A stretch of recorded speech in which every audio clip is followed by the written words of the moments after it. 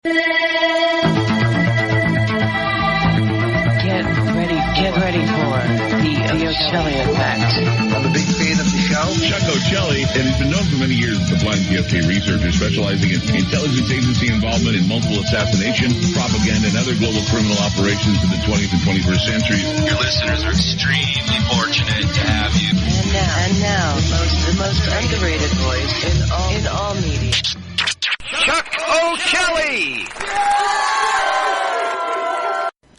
10th day of September 2018, allegedly, according to that thing we call a calendar. This, indeed, is the Ocelli Effect, broadcast live from the facilities of Ocelli.com, but you probably already know that if you found this show. Anyway, here we are. It is a Monday, a moon day. We're beginning our broadcast week, and thankfully we have Jordan Maxwell back with us now. Jordan has been doing this series. We've had a couple of weeks off from it. Last week I didn't even do a show on Monday because I just did not feel as though I wanted to do anything but get Jordan back on. So here it is. I took the Monday off, and there were other issues as well. But anyway, either way, I usually show up for it. We are here on a Monday. Of course, if you go to JordanMaxwellShow.com, that is the only website that is actually Jordan Maxwell's. Okay, just let's keep that nice and clear. JordanMaxwellShow.com. That's where you can go. Now, when you go there, there's a button for the Research Society, and I urge you to click on it and join the Research Society because you'll get into depth with a lot of topics, including the thing that we're covering in this very extensive series, which we're now on Part 8, I believe. Part 8 of the series on religion in general, and it stops when Jordan says we're done, and that's the way it's going to go. We're going to continue on, and this is the 8th part, so here we go. Now, there were 2 weeks off here. 1 week Jordan didn't feel well. 1 week Jordan was off at a conference, so he had things to do. But we have been certainly anxiously awaiting his return so we could continue on. I only have one question in the hopper so far for him. But if you guys want to, in the chat room, or if you're on my Skype list, or even if you email during the course of this show tonight, I will add the question into the conversation. So there you go. Anyway, Jordan, it's a Monday, one day before the September 11th observance, and here we are, continuing on with this series. How are you, my friend? Well, Chuck, I'm always delighted to be able to talk with you. I haven't been well for some time, and I really got pretty sick the last couple of weeks, and so many other things I had to do, but delighted to be back on the radio with you. And I think I'm okay for the moment. I'm about as well as I can be at 78 years old. But I still am very, very excited about talking to the world about my work and what I have found over the many years of just wandering through this mire and this incredible world that we live in. It's so extraordinary, the knowledge which has been hidden and which varies, here and there and everywhere. I'm meeting extraordinary people who have been doing research and are very well, what I would call world-class authorities on so many arcane subjects. There are so many subjects people don't even know exist that need to be talked about in public. But nobody seems to know anything about these subjects, so we just miss out on so much. And that's what I try and do, is bring new ideas and some really extraordinary people that I've met, and just air out the ideas that I've heard over the years from all sorts of writers and authors, lecturers and teachers. The world is very, very strange that we live in, and it's getting, I don't think it's getting stranger, but it's becoming more obvious, I think, is what's happening. That people are beginning to awaken to the fact that nothing is what you think it is. The entire world that we live in is based on other things that we don't even know exist. and so we don't know how our world works. Even the Bible has God saying of the Christian people, the Scripture says, "My people are dying from a lack of knowledge."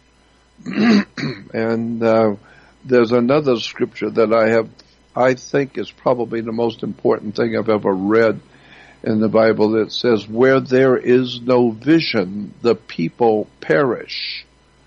And that is exactly what we are experiencing today. Where there is no vision, the people perish. That's a scripture in the Bible.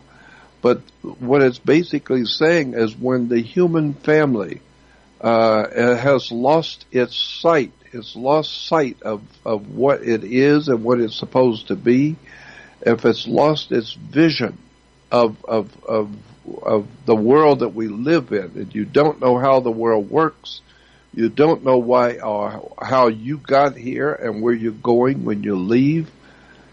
You know, there's so much for the human mind to experience and know.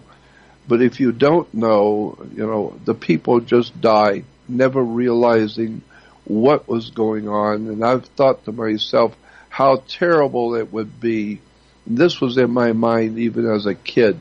How terrible it would be to wake up at, say, 90 years old in an old folks' home or whatever, and never ever realize all of the knowledge and wisdom and strangeness of life that you never knew. You never knew any of the incredible knowledge that was there for you to learn, you know, from the solar system and how it works, to where humans have come from, the ancient and prehistoric history of the world and the earth that you live on. There's just so much that we really don't know and don't see and don't look at. So that's why the scripture really hits me, that where there is no vision, the people perish. Well, so, and part of it, you know, a lot of people would say, you know, they blame the individuals out there that are ignorant, basically, of the world around them. And they say, you know, that people have decided to remain in ignorance, and some people have, Jordan. I mean, let's be honest. There are people that are resigned to or married to their ignorance, so to speak, and they've chosen. Right. They've chosen to keep the blinders on. They've chosen to keep plugs in their ears. But really, truthfully, even those of us that wish to seek knowledge must also first acknowledge that we have been misdirected since birth, because we've been given names for things which we do not know the meanings of. We have been given labels for different types of things and different understandings of systems which are not accurate. The labels are not accurate based on the meanings we've been taught, and the labels are not even fully accurate based on their true meanings in some cases, although when you begin to line the two up, you can see why there has been a deception, and you can see the directionality of the grand deception. What do I mean by this? Initially, as a child, right, and I think we need to take it all the way back to that. As a child, what are you taught as an American child? Well, you're a little older than me, Jordan, but still, in my generation, we were taught, you know, this government is here because it is protecting your freedom. We were taught the churches are here because they are people of God and they are here to help, and they are here to do God's work on earth. That is what they are meant to do. And in some ways, there are people that truly believe in these things and truly lay their faith, not only in the government, but in their predecessors, in the system, in the organization of religion, in the organization of local municipalities, the exchange of goods and services and energy and all of it. But the truth is that even the language we're attempting to use to decipher the system around us was already preset to be turned against us, to be weaponized, if you will. It's almost as if everything in the world, whether it be a benign description or an ethos, it doesn't matter. It's all been weaponized to be turned against anyone who wishes to walk a clear path, who wishes to do the right thing on earth. It's like it was designed this way, Jordan. What do you say? Well, let me tell you, I think I brought this out before, but it bears witness to say it again now. I knew a guy many years ago. I knew somebody many years ago that had the talent for being able to tell me what was going to happen to me, sometimes a year ahead, 6 months ahead, but he would tell me in minute detail exactly the day and the date and the day and what time of day, exactly what time of day, and where I will be and who I will be with and what I will be wearing and what colors I will be wearing, and the woman and the other man with me, what they're going to be wearing, and we're going to be in a particular car, and he told me what color the car was, and what it was, and what was going to happen, and we would all three be there as witnesses. And then he would tell me, here's what the girl is going to say, and when she says this, and that, you are going to say this, and that, and all of this in minute detail.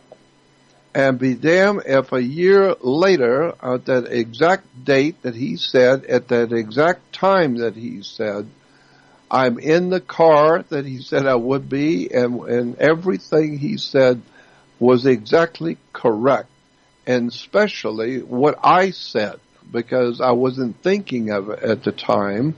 And when the girl said what she did, I came back and said what I did, not thinking or realizing that's exactly what he said I was going to say.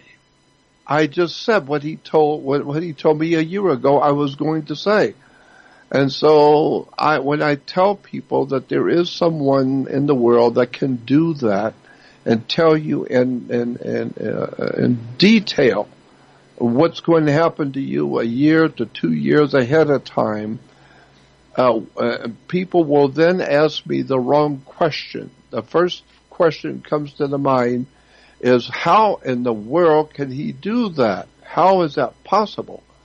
But that's the wrong question to ask. The correct thing to ask is the mere fact that he can do it. What does that tell you about your freedom in your life? What does that tell you about your life that you are living today? That if someone can tell you 2 years ahead of time and give you the exact day, month, day, and hour, and what you're going to be wearing, and what you're going to say, and what's going to happen, and it all happens exactly correct, what does that tell you about your human life on the earth and the so-called your human freedom? What does that tell you about human freedom? It implies, obviously, you don't have any freedom. You may think you have a freedom, but if someone can tell you in exact detail 2 years before, that implies that there's some kind of a computerization of life in this universe, some sort of a computer. I'm just using that because your brain is a computer, and your body, your physical body, is a biological battery. And that's why if you go to jail, they're going to put you in a cell, because your body is a biological battery, and that's what we call batteries, is a cell. And so when you see that your brain is a computer, your body is a battery, and we now understand the concept of Wi-Fi, meaning that many computers can be tuned into one circuit or one source, and have different programs and different shows all going at the same time from the one source. Well, that's what it looks like now to me, that all of us, with our different minds, our different personalities, our different ways of viewing things, but we're all computerized. All of our brains are the same, and there's some kind of a Wi-Fi connection that we have with the divine, that people have called God, with whatever it is that's out there that is, over us. And then when I think about the reaction of, say, fish and birds, how many times have we seen pictures with thousands and thousands of fish in a school shooting along in the water, and all of a sudden they all turn instantly. Instantly, they all turn and go an opposite way, and then instantly they turn all at one time, and they all turn and go a different way. Well, birds have done that. We see them doing that, where the whole flock of birds will be flying one way, and instantly they turn and go a different way together. Everyone made that decision at that very moment. What does that imply? It implies that there's some kind of an unseen presence over us that seems to be playing out some kind of a pre-programmed life system in this universe. And the more I look at the earth and the more I begin to contemplate all that we see out there in our telescopes are planets, and the planets are all beautiful, but they're just round planets with nothing but dirt. But our planet is so consumed with so much life, from flying creatures to dinosaurs to fish. The oceans are filled with life, and all the kinds of life forms that we have on the earth. Where did this planet we call Earth, where in the hell did it come from? And why is it we are so inundated with life forms that are coming and going? I mean, the whole systems of life forms die, but that's all right. It's all right, because whole systems of life form are coming into being continually. So you really need to go back and think about this Earth, who we are, how did we get here, and why is it that some people are able to read not only the Akashic record of the ancient past and tell you things, but they can also tell you in detail what's going to happen to you a year, 2, or more in the future. What does all of this imply about your life? Well, you know what's interesting here, Jordan, is that there's actually a question and a comment from 2 different listeners that fit perfectly into what it is you're saying right now. So I'm going to enter those into the discussion. First of all, in the chat room, a regular listener of the show asks, or basically comments, that he saw a documentary that implied that herd of deer actually make a decision by voting, it looks like, at least based on the nature observational show, one of those nature shows where they try and show you what the behaviors of particular wild animals are like. Apparently they appear to almost take a vote before they go running.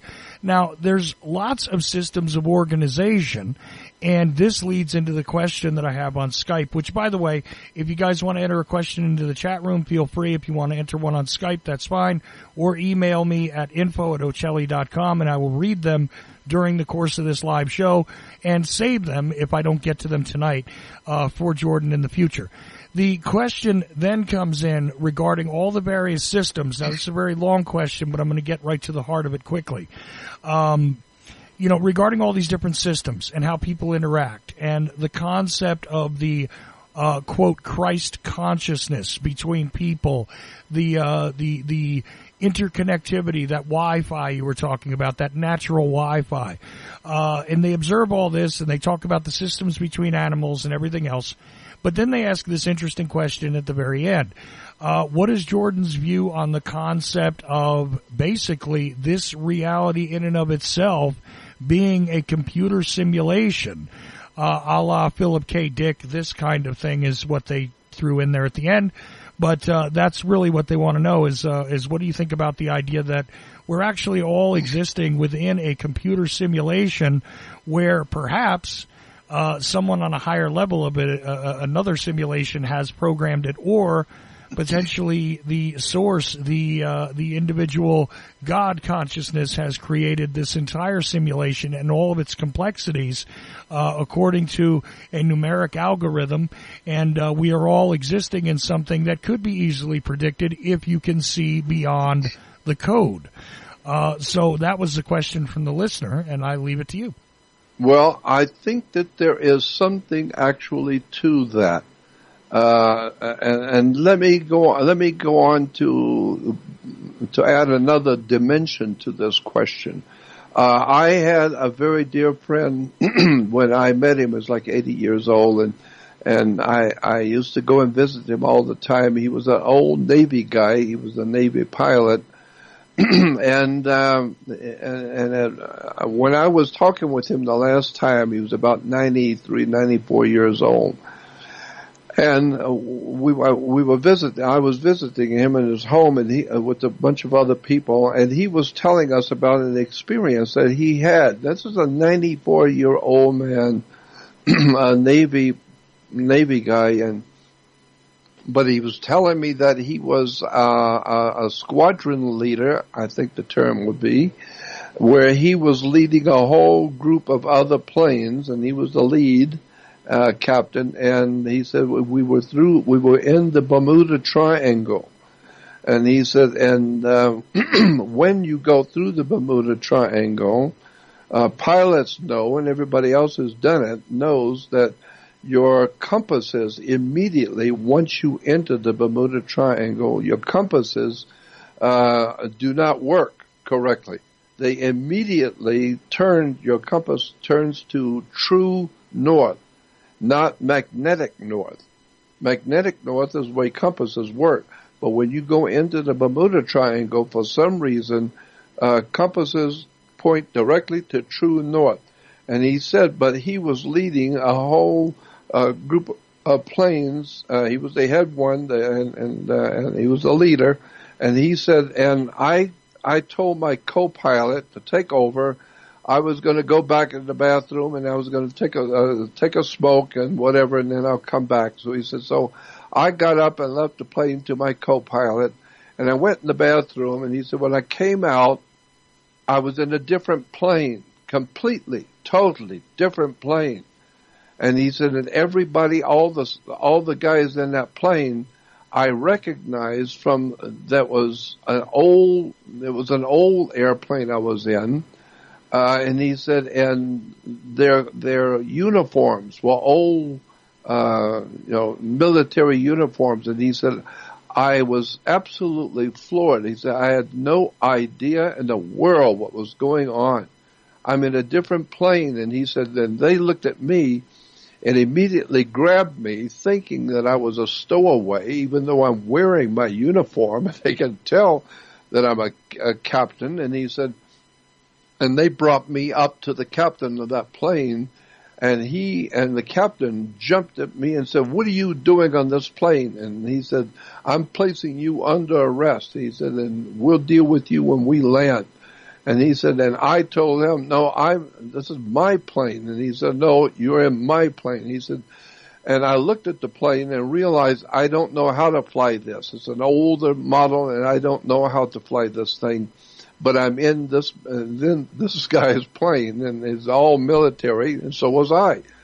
And he said, and so I went back to just wait until they land, because I don't know what to say. I don't know what's going on. He said, so I went back into the bathroom, and I came back out, and now I'm back in my plane. And he said, all I'm telling you is that at 94 years old, I'm telling you the truth.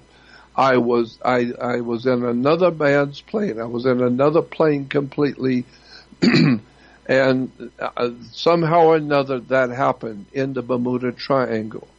And so I'm thinking to myself that I've heard all the stories from all the different experts about the different dimensions, but I have myself personally seen things from other time periods, from prehistoric time periods, with my own eyes.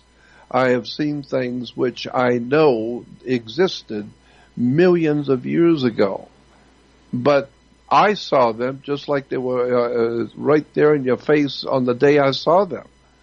And so I know that there's some kind of a connection that we have in our life today, that there are other dimensions which are existing all around us. And of that, there is no doubt in my mind whatsoever, because I've seen too much. I have heard too much from other people who don't know each other, and I've talked to people around the world, and I've heard so many stories of people who are in this dimension but experienced something in a dimension which was 1,000,000 years ago. And so a classic example is the day in Los Angeles that it had been a rainy day, a rainy week, and I knew that the air would be very clear. And so I got up very early in the morning, and I drove up to the Griffith Park Observatory, which is on a high mountain overlooking all of Los Angeles in California coast. And I went up there because I realized it's going to be crystal clear and beautiful, and I want to see Southern California, early in the morning when the sun comes up. And I parked the car, and I was the only one. I was the very first one when they opened up the road to the observatory, and I seemed to be the only one there at the time. And so I walked out to the observation deck overlooking Southern California by myself, and I'm standing there looking as far east as I could, way out into the east, which is out by San Bernardino, which is, I don't know, maybe 50 to 100 miles out from Los Angeles. And there was some really heavy white clouds out there in the horizon. And I saw a little black dot on that cloud, and it was very distinctively little black dot. And I thought to myself, anything that I can see from out 50 miles away as a black dot must be big. I'm wondering, what in the world am I seeing that far away? And so I stared at this black dot, and since there was so many white clouds between L.A. and San Bernardino, I could watch it as it was coming toward me. And as it got close to Los Angeles, as it came in close, it came right over my head, and I was the only one there, but I saw a pterodactyl. This incredible bird was so enormous, so huge. I recognized it instantly. I know what a pterodactyl was supposed to have looked like from all the artwork and etc. And so this thing was enormous. It looked like a 747, but it was not flapping its wings. It wasn't flapping its wings. It was caught in the stream of air and going extremely fast. It passed over me like 4 to 5 times faster than a 747 would. But it was enormous in size, and it went straight out toward the ocean, towards Santa Monica. And my mouth was open. I couldn't believe I'm seeing a pterodactyl. And as it went over me, it went toward the ocean. Santa Monica was at the ocean. And I watched it as it was going towards Santa Monica, and there was a heavy cloud mass out over the Pacific off the coast of Santa Monica, and out of that heavy cloud mass, 5 other pterodactyls came out, one by one. They were following each other. The first one came out of the cloud mass. The next one followed, the next one followed after that, and eventually all 5 of these pterodactyls came out of the cloud, and then the one that passed over me came and joined them, as if they was expecting him or something, but the one that flew over me went out and joined them, and then the 6 of them circled around the city of Santa Monica in a circle, and then one of them began to go back into the heavy cloud mass over the Pacific, and each one of the others followed until all 6 had gone back into the cloud mass, and they were gone. I saw a pterodactyl right over my head. I watched him as he joined 5 others, It matters not what anybody thinks or what anybody believes. I'm just telling you what I saw.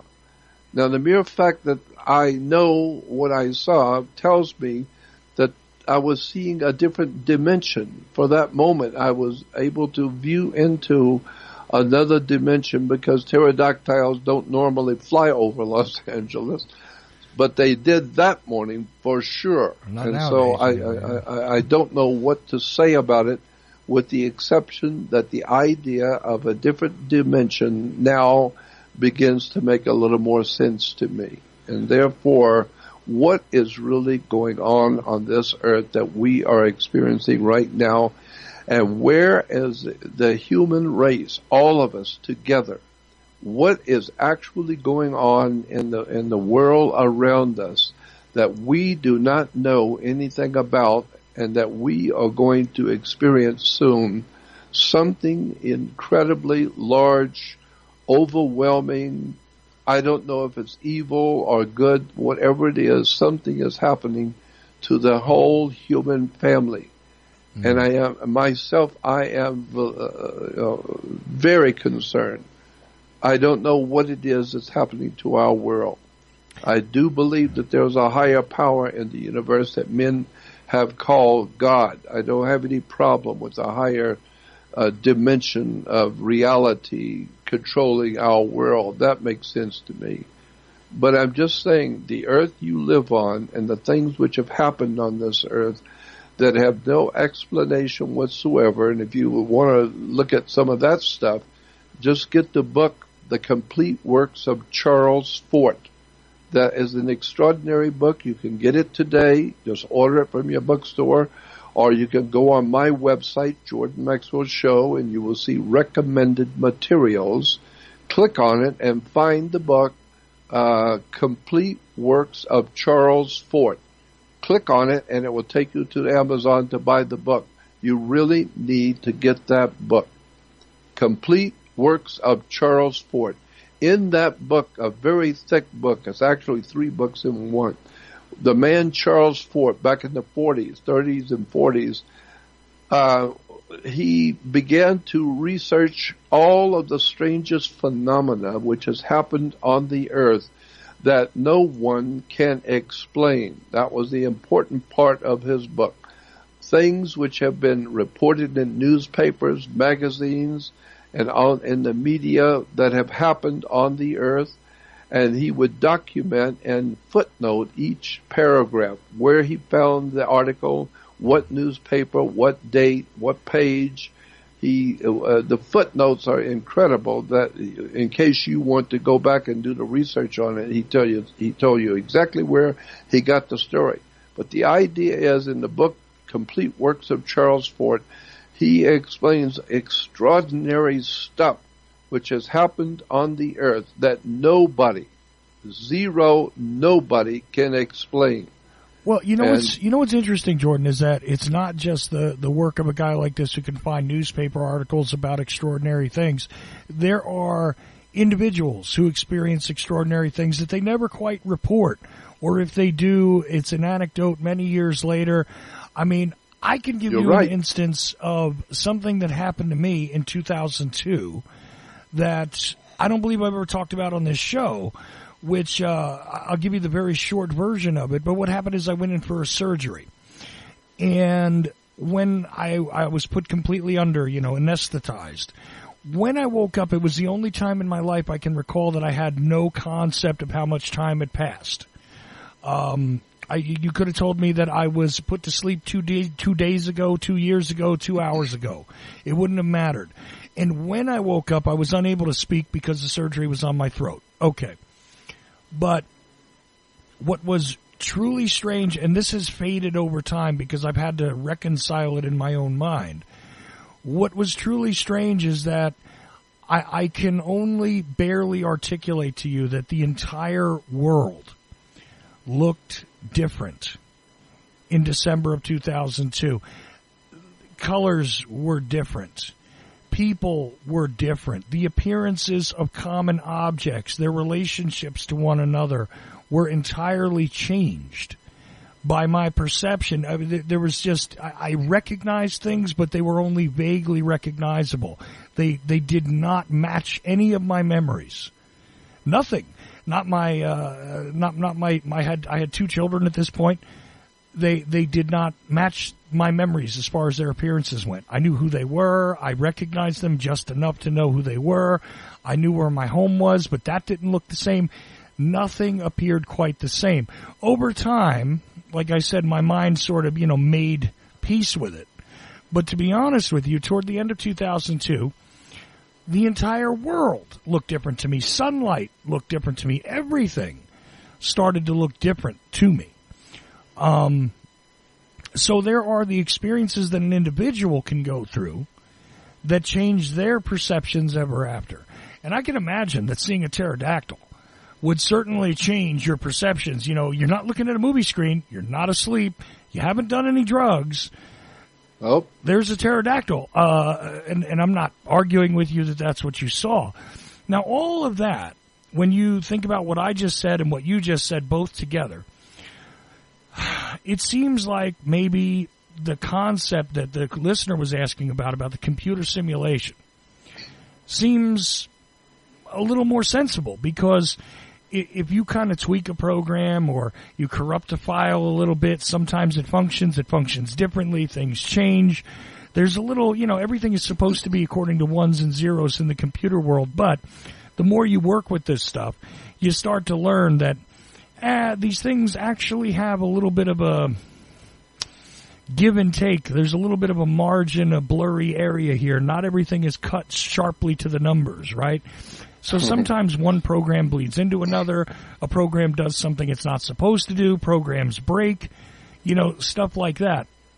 So if you can imagine a super, super sophisticated generator of a virtual reality that possibly we are in, that makes such, wonderful sense, has so much depth to it, so much, amazing diversity to it, so many amazing organizing principles and interactions and characters and colors and everything, right?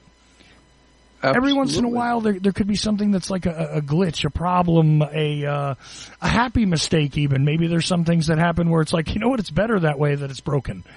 And I'm not saying that I absolutely agree with the idea that we're living in a simulation, but I certainly can't discount it. And it sounds to me like you're saying basically, listen, I don't have proof that that's the way it is, but I don't think anybody could prove to you that that's the way it isn't either, right? That's my feeling. My feeling is that I've heard and actually with my own eyes seen too much in my life. My life has been filled with extraordinary experiences, and so I just have to look at the whole of my life's experiences, and so much of it is unexplainable. Why I would be in a place and see what I saw and have the experience that I did that no one else saw, and then have people tell me in minute details something 2 years ahead of time that happened precisely that way. And then seeing, wasn't just a pterodactyl. I've seen some incredibly strange things that are not of this world, but I was wide awake and looking at them. And I know that there's just a lot of things going on this earth. And again, go back to reading Charles Fort's book and you'll see it's just thousands of strange things have happened. Let me give you one example from Charles Fort's book. It's just off the top of my head, but it was the one that I remembered. That it said back in 1860s, I think it was, 1870s, in London, England, it snowed very heavy one night. And the next morning, according to the newspapers and the magazine articles that talked about it, the next morning when the sun came up, London was covered with a blanket of snow. And from one end of the city to the opposite end of the city was one set of footprints. They looked like about a couple of inches, maybe 2.5 inches to 3 inches long, about an inch and a half wide, of a little footprint of some sort, but it walked all the way across London in the snow. One little tiny footprint, whatever it was, walked all the way across of London in the snow. But the crazy thing is that the line it walked in was so straight, it was a laser line.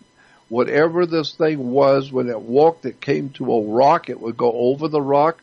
If it came to a house, it would go up the side, go under the eave, walk across the roof, walk down the other side of the roof, then down. And so it walked in a perfectly flawless straight line across London, a little tiny feet walked across London in the snow. Now, what caused it? Nobody knows. How do you explain it? Nobody has and could explain it. It's just there. Now, what are you going to do with it? Another story that came out of Charles Fort was about a city that and this is a long time ago I read this, but it stuck with me, that there was a city in California, in mid-California, in this little Mickey Mouse town in mid-California, twice in history, in the 1800s, there would be a crystal clear day with not a cloud in the sky, sun's out, and huge boulders weighing tons apiece. Some like 1 and 2 tons apiece, huge rocks and boulders would fall out of the sky onto the city. But it would take all day for them to fall. They weren't falling at a normal rate of speed. You could sit there and watch them all day coming, and they would take a long time till they finally came down. And just as they would touch the earth, they would begin to bury themselves in the earth, and the dirt and the earth would blow up around it as it was, being impacted by these boulders. And when it was all over and it's all settled, the boulders were sunk into the ground as exactly the way they would be if you had dropped it out of a plane or a helicopter, whatever. It was dropped into the ground just exactly the way it would be. The dirt was flown around it just the way it normally would, but it would take all day for these boulders to come down, and people were standing and watching them fall out of a crystal blue sky, period. And then when I talk about little stones, no, we're talking about boulders, big ones. And well, where did they come from? We don't know. And how do you explain this? Nobody can.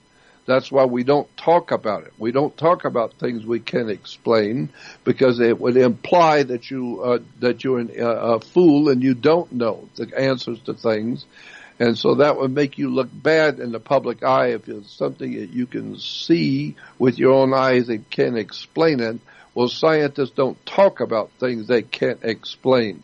They don't even relate to it. They don't even talk about it. Why? Because they can't explain it. And if they tried to explain it, you would show them to be imbeciles, because they don't understand what they're talking about. They don't know how to explain it. And so therefore, now you're seeing that they're just people like everybody else. Scientists are no more smarter than anybody else. And so if they can't explain something and they didn't find it, then they don't want to talk about it. Well, I'm the kind of person, I'm fascinated with the world of the occult, the unseen world that's all around you. People and places you are experiencing. We have all kinds of strange experiences. And I talk to people, and every now and then somebody will tell me, well, just like you just did. They will tell me about their experience. And these are military people. These are very important people, doctors. These are people of means, important people in this world. But because I'm talking with them, they'll begin to tell me about experiences they had that was challenging to their imagination, things that they saw and experienced. So I'm just saying all of this to basically say this. The world that you live in is not what you think it is. It's far, far more serious, and actually frightening if you really look at what has happened and how there is no explanation, no matter how smart you might be. Experts do not have an explanation on the stuff that's gone on in this world. Right. And there are so many books, many books. You know what's great about this, though, is that actually you've spawned a couple of interesting commentaries that have come at me now. One of them, which I want to focus on really quickly, because I've had this experience as well, where I've talked to just on the ground kind of soldiers who have been involved in various activities. I've spoken with a lot of Vietnam veterans, for instance. I've spoken to veterans of various Persian Gulf engagements, let's say. I've spoken to people from the Korean War. I've spoken to World War II veterans. Okay, but a lot of Vietnam veterans, because that is an area of interest for me. Mm-hmm. Many of them have reported some very strange things, things that they identify as either alien activity or natural occurrences, creatures that they cannot explain, that they are told do not exist. Stuff like that. And I find it really fascinating, too, that you said scientists want to tell you that, dismiss a lot of these things. They certainly do. But what religion does with it is really interesting. When you go to a pastor and you try and explain some of this, right? And if they believe you, if they believe that you're legitimate about the report you're giving, they will tell you that, it's either God's will or it's something demonic, right? Right. Quite often, like you were talking about your friend who knew the exact details of something that might occur a year, 2 years ahead. And there are the rare people. A lot of people think they're psychic. They're not. But truth is, there is a rare occurrence out there. There are some people that can simply see things long before they happen, and they can see a great many details, maybe not all of them, but they can see some interesting details. And some people would say that either this is good or evil. You know what I mean? Especially with religion, right? Psychics are evil. They are part of the devil's work, if you will. And they would tell you that perhaps you saw that pterodactyl because you were in an area where there's a great deal of evil. So this is part of the devil's deception and things like that. And at the end of the day, if they think that something is benign or at least is not directly harmful or they can't really tie it to the devil, then they'll just tell you it's God's will. But the truth is that they don't have any more or less of an understanding of this esoteric stuff than the scientist does, really. No, a scientist can a scientist can debunk a lot of things, and people do make up stories. People have imaginations. People take drugs, where they go somewhere else for a little while, but it's not really this reality, and things like that. But the truth is that religion, as it stands, organized religion, seems to be there to get you to stop asking questions as opposed to answering them. And especially when you're talking about something that's really outside of the realm of the typical, I guess I would say. I don't know. I don't want to call it abnormal or even paranormal or any of that. I'd rather say the atypical experience. They'll often try and direct you into this. Well, it's either the work of the devil or it's the work of God, and that's it. That's the end of the discussion. Well, I like what the scientist, my dear friend Stanton Friedman, said once in answer to questioning him about the presence of flying saucers and aliens. And he said the same people that will tell you that they saw an alien or flying saucers or whatever, and he said, and you want to laugh at that, but if that same person went into the court and put their hand on the Bible and swore that they saw you with their own eyes kill someone, you'd have a very difficult problem in your life, because you had better find out how to prove them wrong. Because they are an eyewitness, and the court will accept that. Mm. The court will accept that if you say you saw someone do something, that's the way it and that's the way it stays in the court. And until you can rebut it and prove it wrong, then there's an eyewitness against you. Well, if that same person tells you that they saw a UFO or a little small creature that you've never heard of before, that's ludicrous. the idea is you can't have it both ways. One of my dear friends I was talking with just recently said, and he called his cousin. He said, my cousin had an experience, and he wanted to talk to you. So we called him on the speakerphone, and this young man, he was a teenager, older teenager, but I could tell he was really frightened. I could tell in his voice he was really scared. And he said he was telling us what happened to him and his girlfriend. He said, we parked, this was in Los Angeles. He said, we parked at a 7-Eleven store. It was about midnight, 1 o'clock in the morning. And he said that we were the only car in the parking lot at the moment. And he said, we saw a cat on this brick wall that divided the properties. He said this cat was sitting on the brick wall looking at us. And he said it was very, very strange. It was looking straight at us.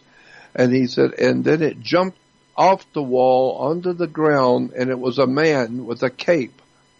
And he said it was so frightening to us that we had no idea in the world what we just saw. This cat jumped off the wall, and in its descent to the ground, it became a man in a cape. And he said, and this man stood there looking at us. And he said he didn't walk, but he moved. He kind of floated from one end of the parking lot to the other end of the parking lot, where there was another wall, and then instantly he turned into a cat and hopped up onto that brick wall on the other side. And so this kid said, it scared my girlfriend and I, and I could tell he was legitimately frightened. And so what do you make of that? A cat that turns into a human, and then a man turns back into a cat. Well, that sounds interesting and all that silly nonsense, but I'm saying it's not silly nonsense. Two young people are telling you what they saw. And if they're telling, and if what they saw actually happened, what does that imply about the life that you think you are living on this earth? Nobody is thinking very seriously, and this is why I like that comment. When nobody is, when we all think the same, nobody's thinking at all. And right. So you need to question what is going on this earth, what is happening to us politically that has nothing to do with politics. There's a higher power in the universe which is overshadowing our human existence, and things which are happening, the leaders of this world have no choice to do. They have no way out. They must do what they must do. And so what does that mean for the political and the social arrangement we call the human race? What is going on with the human family on the earth? It appears that we have lost our way. We've lost our vision. And going back to what the Bible said, where there is no vision, the people perish.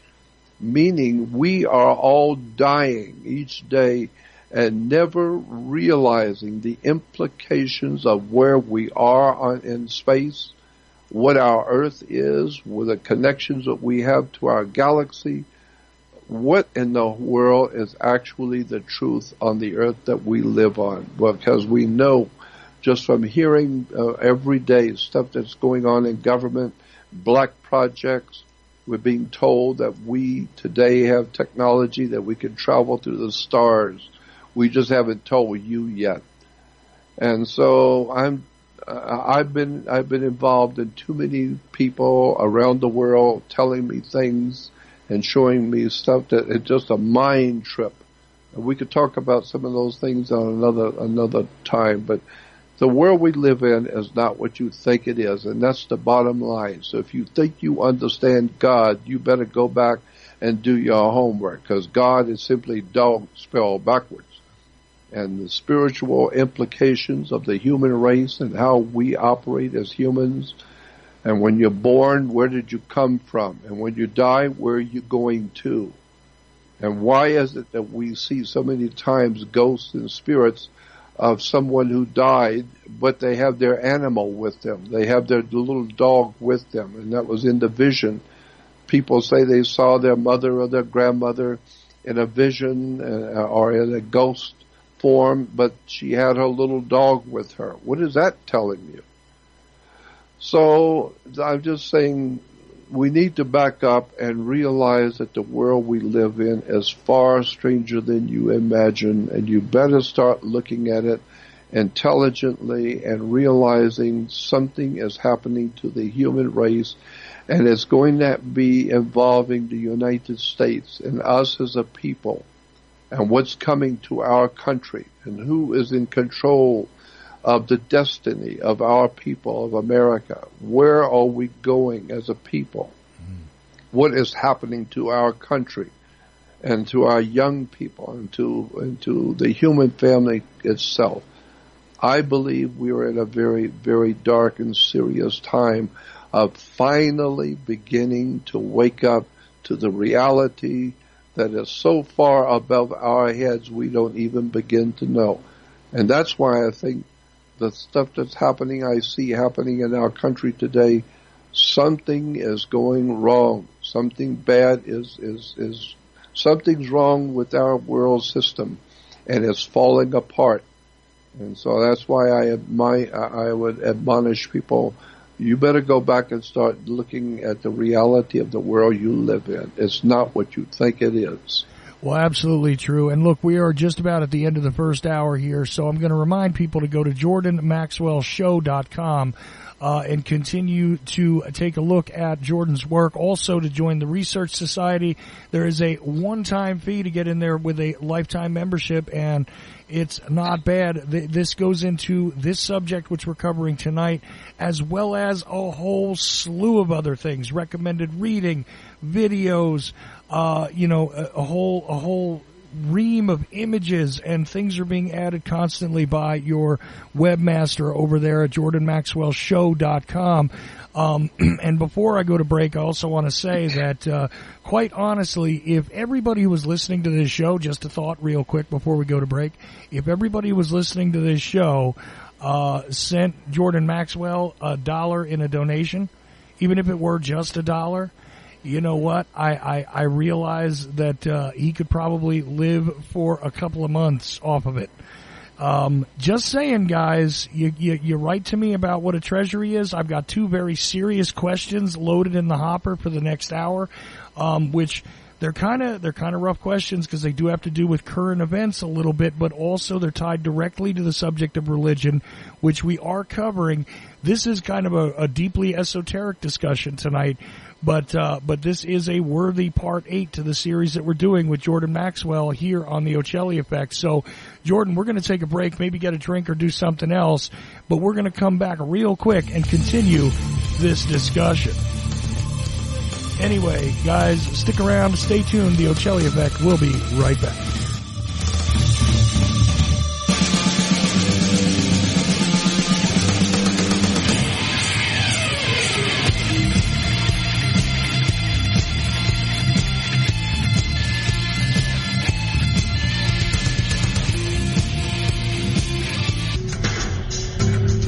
WallStreetWindow.com. Gold, silver, the stock market. WallStreetWindow.com. The brilliant author of The War State brings you exclusive reports about the big changes upcoming in the markets. WallStreetWindow.com. Perhaps you're invested deeply. Perhaps you're not in deep enough. Maybe you're thinking about getting started. WallStreetWindow.com. Michael Swanson, the brilliant author of The War State, understood these trends professionally for many years, and now he gives you the benefit of his knowledge. WallStreetWindow.com. Go there now. Go there now. Go there now.